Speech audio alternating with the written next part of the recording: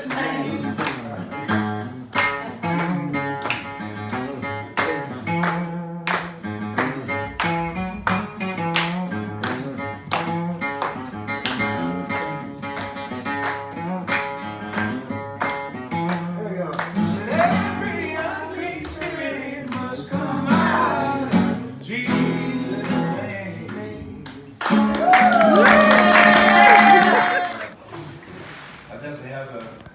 Testimony to share, and hopefully it blesses you. You don't have to stand up. You might have to sit down. No, sit down. Get comfy. Is it okay if I videotape, brother? That's fine. I'll send you a bill. That was recorded, okay? I just want to share my story and where the Lord has taken me in my particular vein. I feel like we all have a fingerprint of the Lord. Unfortunately, I don't know how many people find it in this life. I think sometimes the cares and the rat race, people get lost. And one thing I'm very passionate about is people operating in the fullness of who God made them to be. And so what I hope you get from my story inspires you in that I feel like that's been my journey with God, thanks to great parents, a strong will and a lot of stubbornness, and but also the favor and the grace of the Lord. So I was born in Knoxville and grew up around these parts. Was saved when I was 8 years old in the church. I grew up in the church. Luckily my parents were believers and grandparents were believers. So I recognize that I'm fortunate that way to come from a family of praying.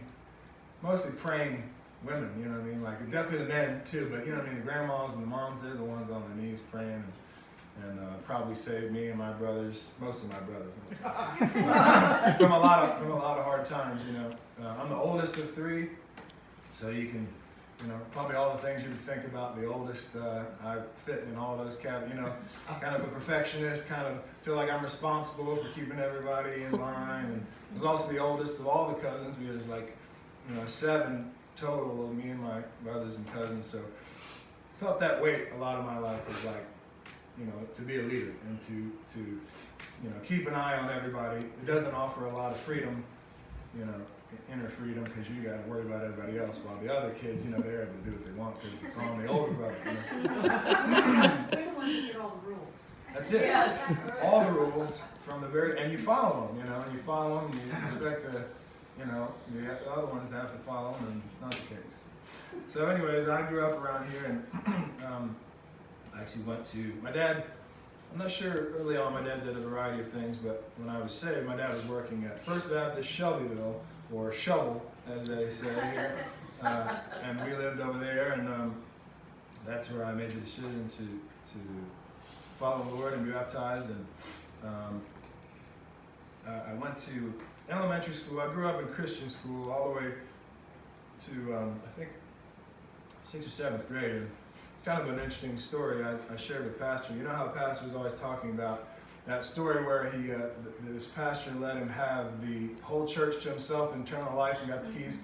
Well, that church was where I was going to elementary school. It was First Baptist, Franklin Road Baptist Church. And so while Pastor was a young teen over there, training in that open sanctuary, I was a little kindergartner or something somewhere over there in the school over there. So I thought that was a cool way the Lord brings people together on their Beautiful. I grew up. I started playing music when I was young, singing and taking piano lessons, and I also started playing sports, when I was young. So I got into baseball and football. My dad was a professional football player and was a quarterback, and so I had that in my family, and so we were big into that. But early on, I really felt like I was an artist, into music, but I kind of, the two things, for a long time kind of rubbed. It's like sports and art, for a long time it's kind of like, didn't really mesh, and I had trouble kind of finding myself in that. But I still, love music, and I grew up listening to contemporary Christian music. My first concert was Michael W. Smith, and Wow. yeah, Stephen Curtis Chapman, and Jars of Clay, and a gentleman named Carmen. I don't remember. Yeah, I know Carmen. Yeah. My mom tells this story of me leaning over the fence to our neighbors and singing, "No way we are not ashamed of the gospel of His name," and going, "Come on, sing along, everybody." So kind of a prophetic, image of me as a youngster, whatever the Lord might have had in store for me. But kind of went along and doing a lot of sports, heavily into sports, but kind of doing music along the way. And I started writing songs in high school, and I ended up getting a full ride to play quarterback at a school called Charleston Southern University in Charleston, South Carolina. But right around this time was when my music interests were really just cranking up, and so I kind of felt torn between something that I felt like I was called to do and something my dad wanted me to do, which I know a lot of people probably can relate, going into the family business or whatever. But also around that time, my parents were splitting up. So my parents, my dad was in ministry and, spent a lot of time by himself. He worked for the Fellowship of Christian Athletes, and was, I think a lot of times when people who are in ministry spend time in isolation, that's where the enemy attacks. So he kind of came after my parents' marriage, and because of that, there's some ministries that have been formed to help accountability for ministers and that sort of thing. But, growing up in a Christian home and having that as a foundational kind of bedrock of your life, when your parents split up, it does something to your framework, especially when, you have a Christian worldview and the parents are supposed to stay together, and, all the ideas and truths you have about the way God is, the way family is, the Bible, all rooted in this family unit. And when it splits, it kind of splits, I think, in your mind, at least for us, what you may think about that information or the Bible or God. And I really feel like that time in my life kind of signaled a shift where I spent a lot of time in my younger years in high school kind of living out my parents' faith, Not that it wasn't my own, but I knew the things that I was supposed to do and not to do. I think a lot of times the Christian faith becomes about, we get known for the things we don't do as opposed to the things we do. That's the way I would describe. I didn't drink, I didn't smoke, I didn't have, sex with outside of marriage. I didn't, It was all the things I didn't do. But I kind of found myself in a place of like, what do I really know about God and my relationship with Him? And so that to me was kind of a fork in the road where a couple things happened. Number one, I decided to make music my full-time pursuit, and I gave up my scholarship to transfer to Middle Tennessee State and study recording and songwriting. But also I remember making a kind of a direct decision that I was going to dive headfirst into my own faith with the Lord and my own walk with the Lord. I love this story of Jacob and Esau, when Jacob, after he, has the encounter with Esau, and he goes off and he gets his wife or two wives and has the whole encounter with his father-in-law, and then comes back to Esau, and he finally lands where he's going to land. He builds, there was an altar before, and the altar I think he made, with Laban, was an altar to the God of my grandfather and my father and my uncle, you know what I mean? And then when he makes the altar when he arrives at home, it's my God, the God of Jacob. So you see this trajectory of his life where it's like, it starts off with this God who he knows because of his grandparents' faith, and he ends up with a God who he's walked with, who he's wrestled with, who's walked away with a limp. And I'll share later on in my story and kind of where I felt like I walked away with a limp after wrestling with God, but I'm not quite there yet. But so in this moment, it was a massive shift in my life, a massive opening and just exploration and growth. In college, you learn a lot and you expand your mind, some good ways, some not good ways. You can use your imagination. But no, I dove in. There was a lot of things I didn't do in high school, and because of my, here I am on my own, I decided to try some things, started drinking, started smoking weed, started messing around with girls and stuff like that. And you know, I never lost my faith. I never stopped believing, but I was experimenting, if you will, and just seeing what's up with this world. I haven't messed with this world. You know, but what is it out there that we're not supposed to? What's up with these things? You know, and so I gave them a fair go.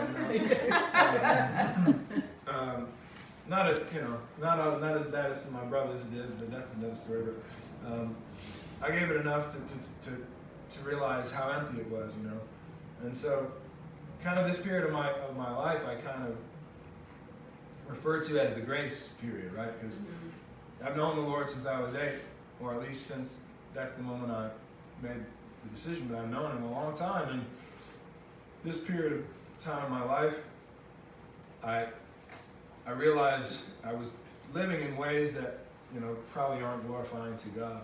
But the Lord never left me. And I'll point to all the ways that he was still involved in my life. And so what I learned about in that time was God's grace, you know, and that it's radical grace. And you can abuse it for sure, but it doesn't change what grace is, you know.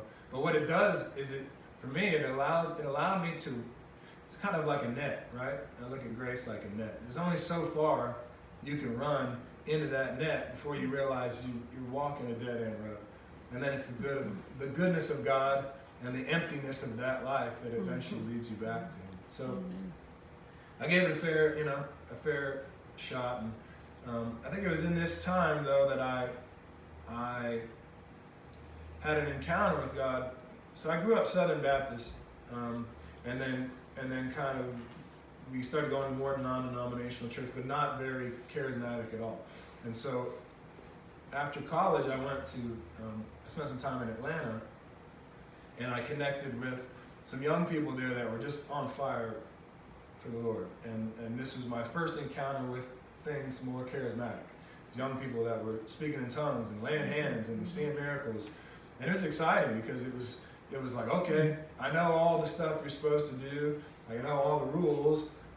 But I also know the Bible well enough to know there's crazy stuff in there that never happens in real life. So all right, here comes some crazy stuff. I'm down for the crazy stuff. So I really grew and really kind of learned a lot more about the prophetic, which I feel like that is a big call in my life as someone that walks in the prophetic. But I heard a lot of people during that time, you know, use the terminology, the Lord said to me, or God spoke to me. And I would have never used that terminology, although I would have said that the Lord definitely spoke to me, but I never heard a voice or it's just the leading of the Lord or whatever. So a lot of people use this terminology, so I was like, well, I want to hear the Lord speak. You know, I want to be able to say that definitively. So I was driving through the mountains from Atlanta to Johnson City, where I spent a good period of my life.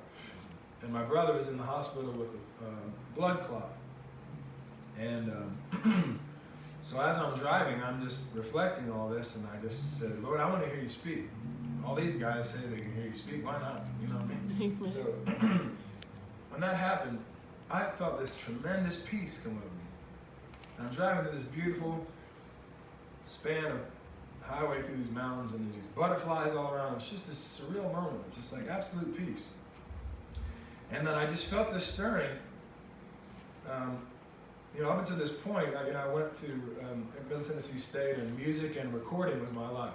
I had amassed all this equipment, and that's what I did. I guess, I had a little twin bed in my room and a bunch of music equipment. That's like my world, So as I'm driving, I hear the Lord say, I want you to give away your musical equipment to these people who I've recently gone into business with.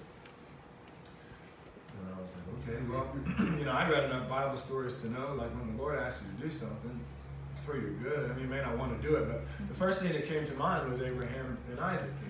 The Lord made him a promise, and then he asked them to give up the promise. So as I was driving, I went up to this, they have those overlooks, you can kind of go off and go look.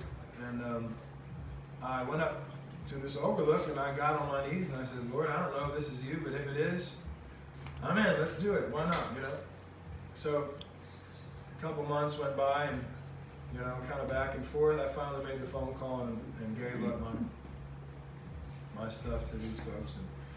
And right around that time, I started seeing on the clock or on license plate the number 222, right? And it would always happen at certain times where it was like, I'm thinking about something or praying about something. It's just one of those moments where the Lord gets your attention, right? I just started singing this all the time, thinking, what does this mean? And I, from the moment that happened, I connected it to Abraham and Isaac, and I didn't find this out until later in life, but Genesis 22, verse 2, is the moment when the Lord asks Abraham to sacrifice his son Isaac. So this began a very prophetic journey with me, a different way of walking with the Lord, in that hearing his voice, being obedient, and trusting him. Well, I was in Atlanta for only a couple years, but not long after, I met a man who became my manager, and he gave me a whole bunch of studio equipment to use to record an album that I made. And we parted ways, and then I went to LA and gave him back the studio equipment. And then I met a family from Australia who wanted me to produce their daughter's album. They bought a bunch of studio equipment for me. Wow. There you go. And then a little longer, not too long after that, they bought even more studio equipment and a studio building to where I worked out of, and I made music.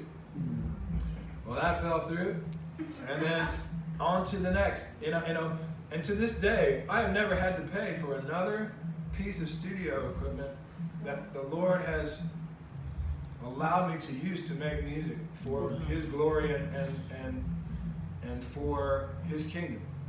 And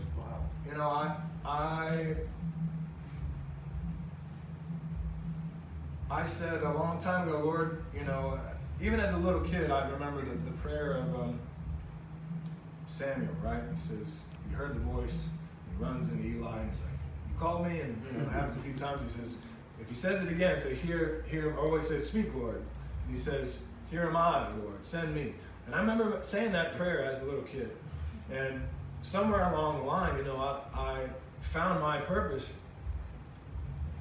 which is to use art and music for the kingdom. And, I made Christian music, and I made music that's not necessarily Christian, but it's not against Christianity, it's just music, you know what I mean? But I write in such a way that, I try to bring glory to God in everything I do, whether it's about a love song or whatever. And so I just kind of felt that it was my mission to take the Lord into the dark places, if you will. And so that's what led me to LA. So I felt like I had this calling on my life. I kind of had this, I always had this vision of me standing on the Grammys stage, right? With a microphone and declaring the gospel, right? Like, that's where my mind goes. Like, Lord, if you need somebody to go, send me. I'll go into Babylon. I'll go into Egypt. Whatever you need me to do. So I kind of had this. The Lord will sometimes give you a calling, right? And then your imagination will go, right? And sometimes you hold yourself to a higher standard than the Lord is holding you to. It's almost like you put too much weight on yourself to save everybody, right? It's His job to save everybody, not yours, right? Like, my job is just to write music and let the Lord do the rest. But somewhere along the line, I think as we're learning through deliverance, is sometimes our wounds and our traumas and our, namely my parents' divorce or whatever along the way is unresolved, that kind of gets mixed in, right? So we kind of get this mixed bag of calling and also ego. And so I'm setting up something here with all this. So I met my wife. Let's do this. So I got in a relationship that wasn't glorifying to the Lord. I was engaged and realized about 9 months in, this is not right. This chick is crazy. I gotta get out of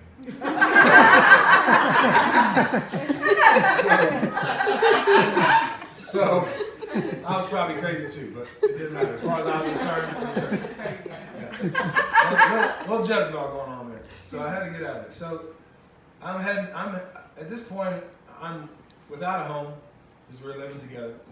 I'm out of there. I have a car, and on the way to my brother's house, he just moved, my car completely breaks down. I've had this 4Runner for years and years and years. So I'm like homeless, not necessarily, but without a home and without a car. And then my brother says, hey, well, you can stay at our place. Right? So I go down there, I'm trying to figure out what to do.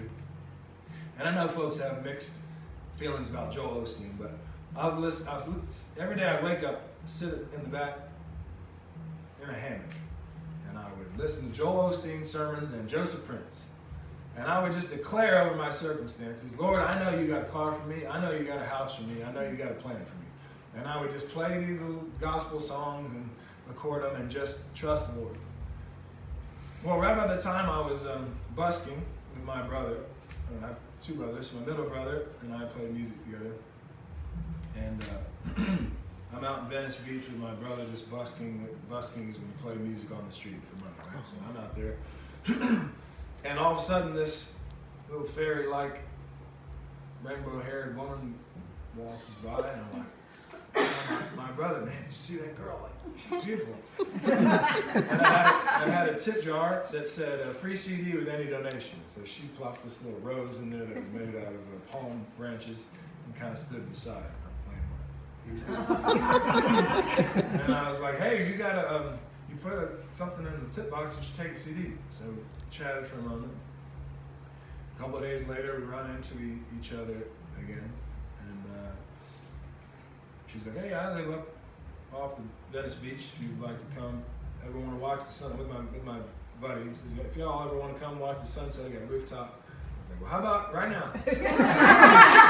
So we went up to the rooftop, and we were sitting there talking, and very quickly in the conversation, she starts talking about God's grace, and I was like, I got it. So, long story short, that was my now wife. And we started writing poetry back together, and it was this really beautiful time. But she lived in this apartment, and right across the way from her, an apartment came open, right? So she said, and I didn't have a job. I didn't have, I'm busking on the boardwalk. This is like a $1,700 apartment on Venice Beach. There's no way I should qualify for this at all.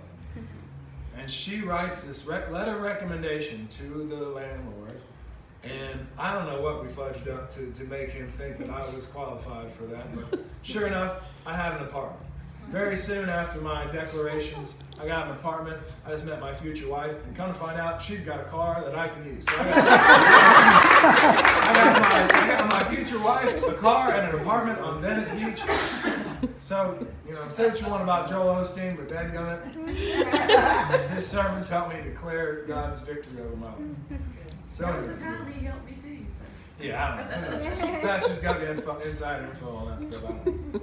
So anyways, met my wife, we get married, had Feather, and we're kind of going through our life as artists. My wife is an actor and an artist and a poet. Wired in the same ways but differently than me. Both of us self-starter, kind of do-it-yourself artists. Living in LA, trying to make it work. And end up sharing a house with my mom at this particular juncture, 2017. So like I said before, I kind of had this vision of I got to go into the lion's den, of LA and bring the Lord's kingdom with me and take it all back from the Lord, right? Well, 2017 rolls around and I started noticing some things. This is I think Trump was elected in 2016. I just started noticing some things in the sky, in the stars. There was the blood moons. Things were happening. I just felt there was something happening, shift in the spirit, right? So there was a red carpet event that the ESPY Awards, the award show. Well, my manager at the time, he used to produce the Grammys and these big award shows. So he took me to this thing, right? So here I am. I'm like, man, knocking at the door of my future, right? I'm on the red carpet. I'm out there with all the celebrities. I'm nobody, as far as they're concerned. But I'm feeling like I'm really close to my destiny, which is I got to get to that Grammy stage and I got to tell all the people about Jesus, right? Yeah. So I go to that event, and I come home, I go to bed, and the next day I wake up, and something has changed. I don't know what has changed, but something has changed in the atmosphere in my mind or something. I'm not the same. I'm not sure what it is, but it's kind of like I'm just buzzing a little bit, or as far as I knew, I just got a little extra dose of the Holy Spirit, right? So I just kind of pressed into this. All of a sudden, the next few days, I was having trouble sleeping, and I just started to see things. It was like a gradual kind of build. It just kind of came on stronger and stronger, and I thought, well, I'm knocking at the door of my destiny, so I must need a little extra dose of the Holy Spirit, or prophetic, or whatever. Here I'm walking in, that's what must be going on. So that's what I'm thinking, and my wife and my mom were thinking something else. Like, I got this look in my eye, and I'm talking like I never have before, and I'm all of a sudden fearless. I'm fearless.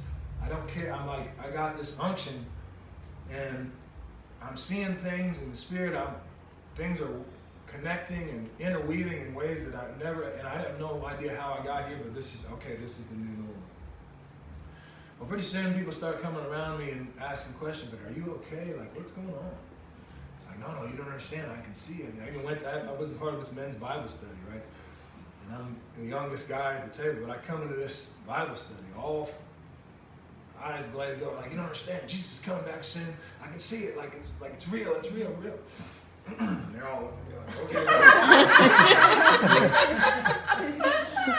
okay. So eventually, I have a handful of people around me that all think I've lost my mind, and I think I've finally seen it clearly, and they all just don't see. And there's an interaction with my wife,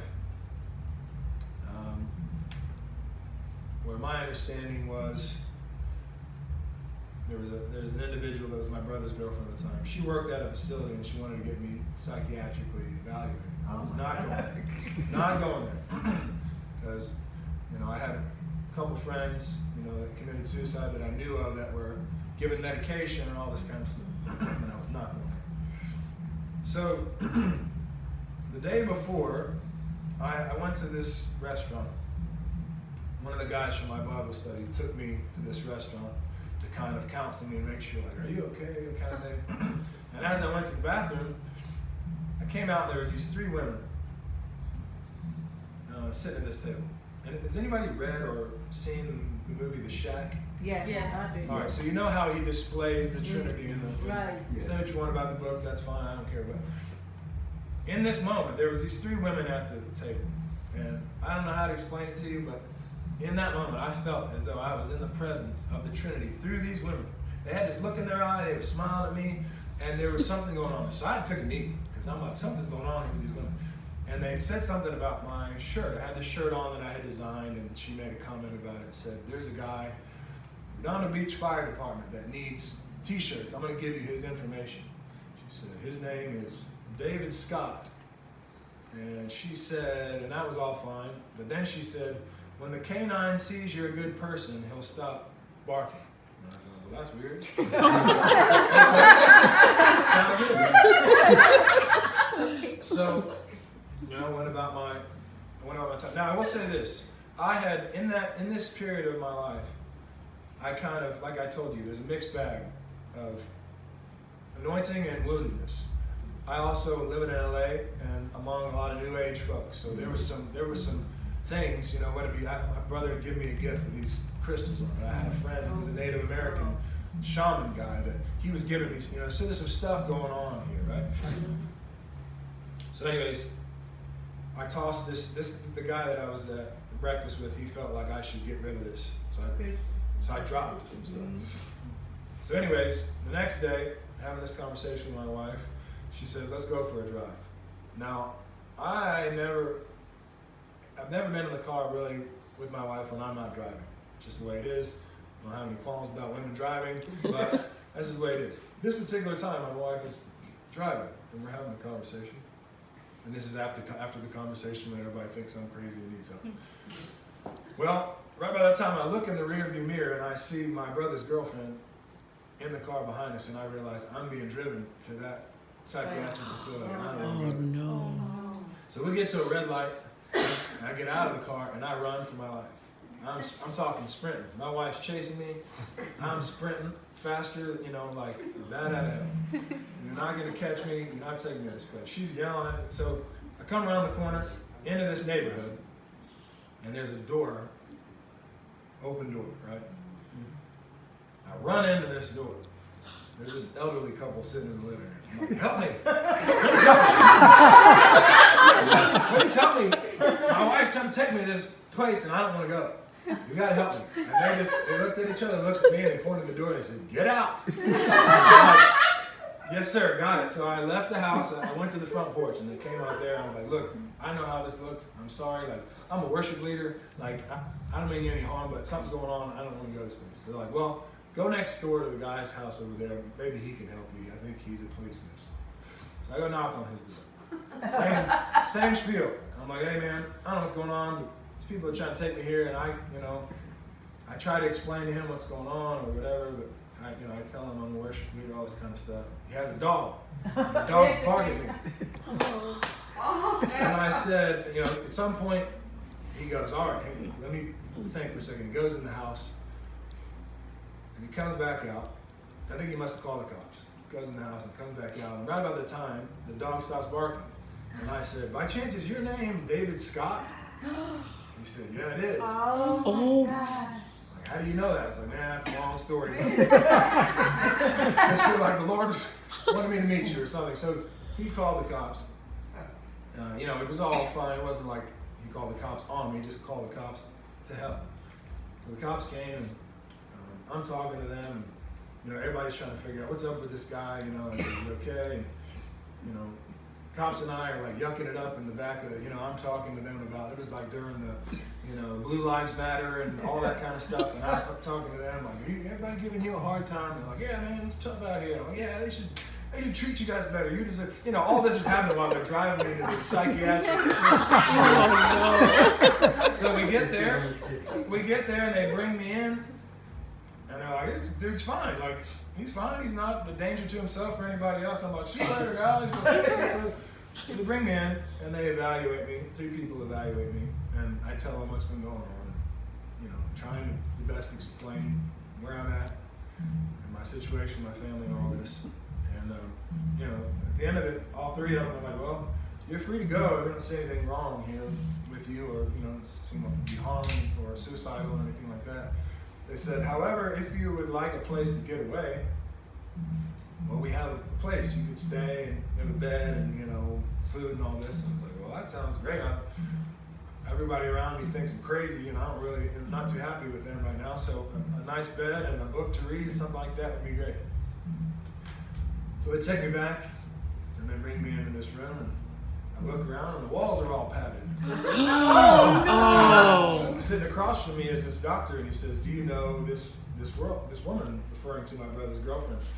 And I said, yeah. He said, well, she's the one that got you in here. And he said, I don't believe in God. I'm a scientist, and I'm going to evaluate you based off of that. And I realized very quickly that I was not in that hotel that I thought I was. And I'm not going to go into the full, because there's so many stories. I'm writing a book about this, but I spent 72 hours in absolute hell. I was medicated. Every aspect of my mind that was amplified to the nth degree in that place. I was completely gone. I was in absolute hell. There was even a point where I thought I had died in my mind, and that I was in purgatory and in between heaven and hell. And I was trying to figure out how to get to one place and stay out of the other. Wow. And these patients, they became the voices of angels and demons. One side was trying to get me kicked out of there or taken to a deeper point. One time, the gentleman, the doctor that I initially talked with, he threatened me when I was trying to ask about getting somebody to pick me up, because I said, hey, I'm in here voluntarily. Can I leave voluntarily? Can I get out of here? And in the process of him calling somebody, he came running at me and said, "You sit down and you shut up. I'm going to put you on a 14-day hold." Oh. Oh, So- man. I'm in this place, like trying to figure out. I went from thinking I'm knocking at the door of my dreams and my ministry and calling to being in an absolute hell of my prison of my own mind and trying to figure out how I got here. Now that was, if there ever was a moment when I came face to face with the spiritual realm, it became very, very real. All this deliverance stuff, I was swimming in it. All these people, these people in these places are wide open. They're wide open. And things are coming through. It was like I was being taunted by demons. Like these demons knew my sins, and they were taunting me. But also there was these angelic people or voices that were coming through that were like guiding me as far as my sanity in this place. And so I came out.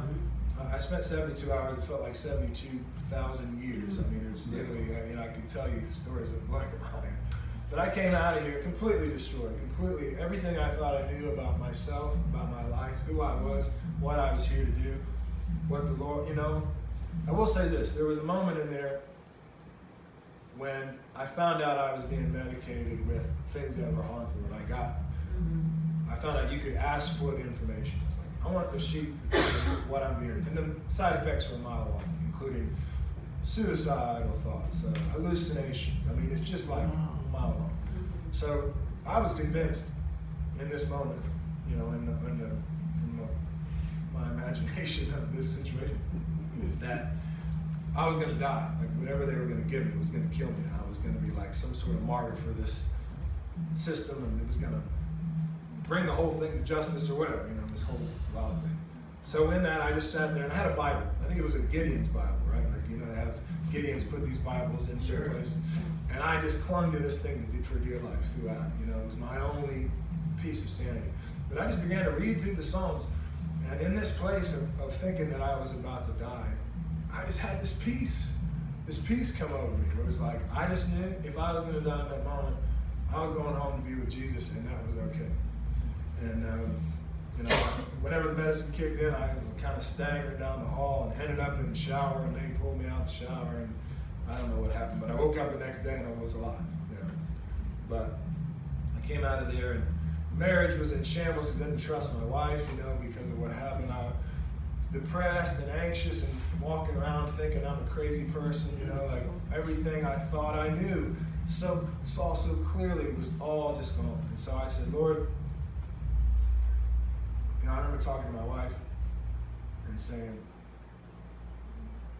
but she's just like, what do we do? This life has to go on. And I said, I don't know how I can go on. I need a vacation. I need a break. I need something.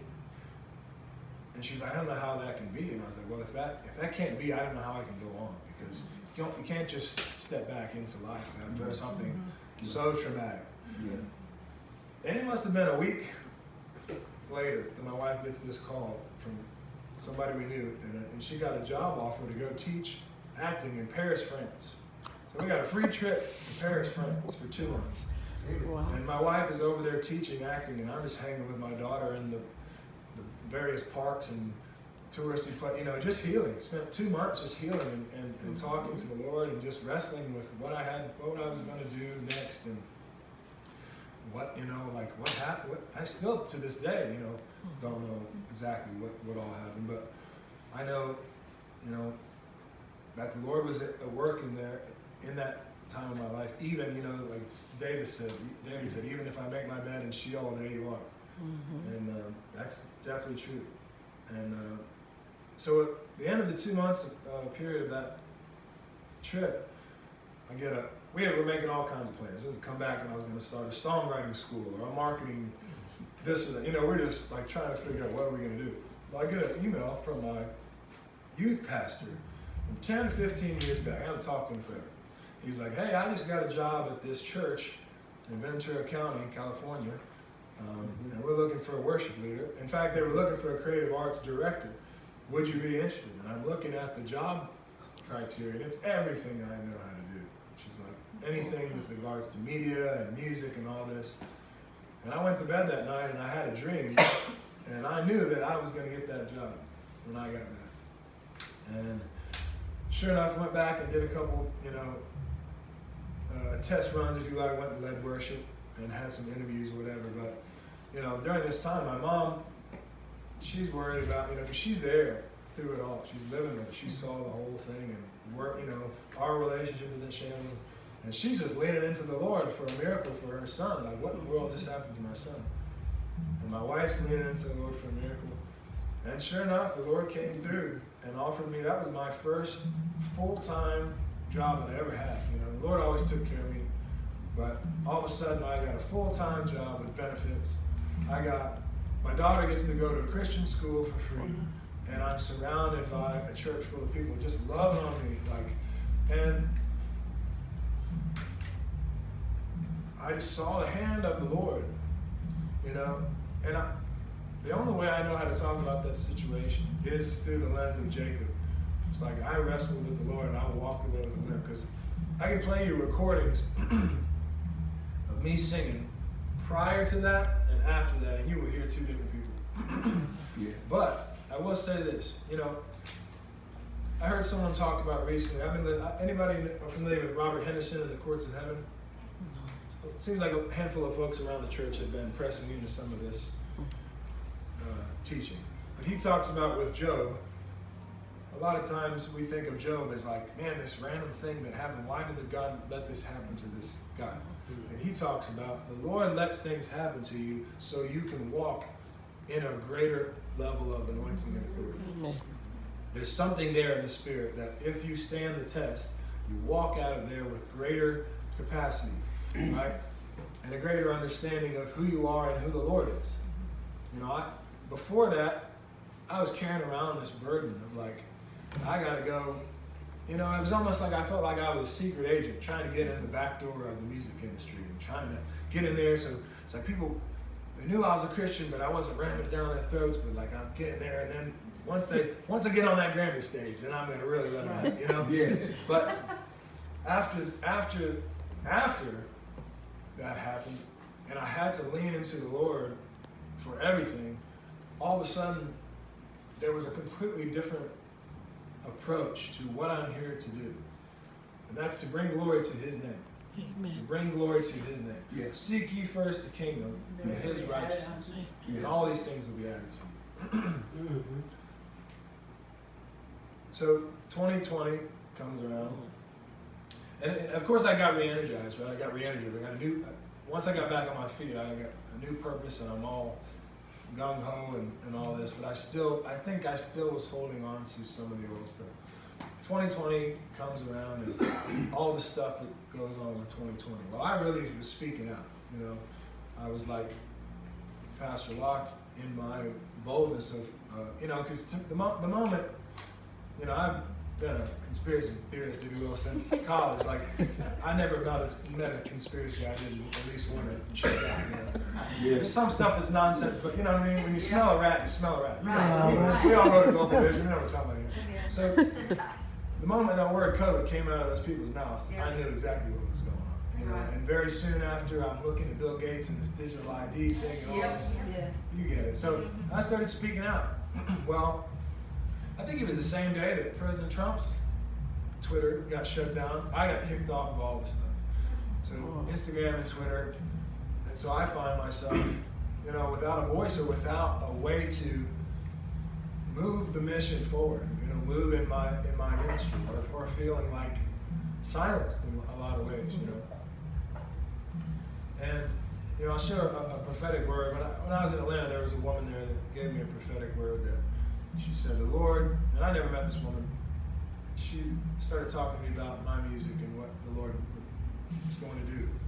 She said, there's a new sound coming, and this was in 2010, 11. She said, there's a new sound coming. Right now there's an old sound, and first the Lord has to get rid of the old sound, but then there's going to be a new sound. You're going to get it, and there's going to be people around you that also get it, and you're going to help to bring in this new sound. Well, I carried that, word around for a long time in all this trial and tribulation. But as I'm seeing a lot of this stuff around 2020, I'm really seeing these shifts and feeling really like the Lord, what am I supposed to do? Like I don't have platforms to have a voice, and I didn't really have much influence to begin with, so I'm feeling really like kind of defeated, and voiceless and shut down. And my wife and I, we moved. It felt like the Lord called us to move back here. Spent 6 months at a church in Dixon and 6 months going to a church in Franklin called Grace Church. And then right about that time is when I ended up here. And so to bring it all home, as far as what the Lord has done in my life up to this point, I don't know. A lot of you have been very kind with the soundtrack, and that's been a very interesting endeavor as it pertains to the church. But I don't know if a lot of you saw when the album came out with the movie, we had the #1 Christian album in the whole world, and then the number 6 on the secular charts. So what I want to say is, it doesn't matter what the enemy does to you. It doesn't matter what the world does to you, tries to silence you. When the Lord has a purpose for your life and a calling on your life, and you say yes, and you walk with Him, there's nothing that can stop that. There is absolutely nothing that can stop that. Now, you might have to wait a little while, like David, who was prophesied that he would be king and then spent many, many years hiding in caves. There's a song on that album called "Prophet Come Out of That Cave," which was prompted by one of the pastor's sermons. He actually said in one of his sermons, someone should write a song called "Prophet Come Out of That Cave." But really, I identify so much with the story of David, because I knew that I had a word from God and a calling on my life, and I'm headed somewhere, and we made a pact. The Lord asked me to do something, and I did it. And I didn't know what that was going to look like, but there was these little breadcrumbs along the way, and then you get knocked out, and in a lot of ways you feel like you're hiding in a cave. And for this moment in time, which I think we can all agree, we are in a moment in time for such a time as this, where the glory of the Lord is about to come in such a way. And He's preparing His saints. That's why we're all being equipped with this deliverance stuff. That's why we're all being gathered, pulled in. People coming from all over to this place, right? Because something's about to happen. Yes. And we're all going to be a part of it. We're all going to be the hands and feet. When I say all, I mean those who are walking with the Lord and say yes to Him. But there's just something that the Lord has revealed to me about Himself during this. Number one, you can trust Him fully, without a shadow of a doubt. Number two, when He asks you to do something, do it. No matter how hard it is, no matter what it looks like. If you read the Bible enough, you can see when He keeps His promises. And He might ask you to do hard things, but there's a sweet deal in it for you if you listen. It might not be, it might take a while. But number three, because the Lord's timing is absolutely perfect. Absolutely perfect. I've been making music so long. I've never come close to any of those charts. You know what I'm saying? And a moment in time where something comes together with brothers and sisters in the faith, and a brother that has been obedient, and brothers and sisters that are walking with the Lord, and something comes together in a time to take a particular message straight to the top of the Christian charts because of the Lord's doing. Because of, you know what I mean? There's just so many things that had to come together. This connecting with Isaiah, there's so many things there that you can try and do all you want in the path that the Lord has for you. You can try, we see Abraham and Hagar, right? And they try to rush the promise, but the Lord's timing is perfect. And so what I hope that my story does for you is number one, and hopefully if you have unfinished business with the Lord, or a new dream, that the Lord can really do something awesome and give you a great story. I think that's what has kept me afloat through all of this, is I get to tell a great story, which is the story of how the Lord walked with me through the fire, mountaintop to the valley, and he never left me. But I also have a story of if the Lord puts something in you, he will bring it to fruition. He will bring it, you know. And I don't know that I've seen I'm really excited about what the Lord has for me and what he's going to do in my life. And I feel like we're just beginning to see a season of promises be fulfilled. Amen. But when the Lord makes a promise to you, he will keep it. But you might have to walk through the fire to get there. But it will be worth it. And you will walk out of the fire stronger. Your faith is strong. See, I can say that my God will take care of me. My God shall supply all the needs according to the riches of his glory. Why? See, so to bring it back to what I said about Jacob and his one altar, the God of his grandparents and the God of Jacob, the God of me. I know this God. You see, I used to know all those Bible verses, and I could quote them to you, and I knew that they were true in some regard, but I didn't know. I knew them. I didn't know them. You know what I mean? Yes. And now I know them. Why? Because I walk with the Lord. Yeah. I'm only 37 years old. I know you all have testimonies in here. You probably, some of you, I don't know how old you are. I don't want to, that's weird stuff. Some folks don't like that. Some of us are old enough to be your parents. Yeah, there you go. Y'all might be twice married. I don't know. Well, all I'm saying is you guys have a testimony. You guys have a story, and you have a faith that you can impart because of your walk with the Lord. Everybody has a walk with the Lord. But it takes walking it out with the Lord to be able to, I think you can believe him. It says that Abraham believed God and it was accredited to him as righteousness. But I think the walking out is a part of strengthening your faith and relationship. We say, what a friend we have in Jesus, right? Yeah. How do you have a relationship with a friend? You walk, you talk, you know. I like to think of our relationship with God as he starts out as your Lord. He's always your Lord. And then you get to know him as your dad. And then you get to know him as your friend, you know. And something is really beautiful there. I think all of those things are true. None of them cancels out the other, but there's something about walking with the Lord and knowing him as your friend and being able to lean into him as your friend. So I want to thank you for letting me share my testimony. Thank you for inviting me, and I pray that it blesses you, and I pray that it awakens something in you and ignites something in you and helps you get to know who I am a little better and where I come from. Because, you know, a lot of times you see somebody up there and you're like, who the heck is that? You know, so hopefully it helps you understand my heart and my family's heart. And I've been so blessed by being here. I can say this. In the 2 years that I've been here, my faith has increased because of you all. Because I watched you guys show up for church services in the freezing cold, and the blazing hot, you know, and y'all aren't getting paid to come here. Y'all are showing up because you're hungry, you know. It's one thing to work here, it's another thing to come here and show up because you're hungry for the Lord. And so, watching y'all, I will go to my grave saying the people of Global Vision. And there's a song on there, Demon Slayers. That song is for y'all. That song is for this place.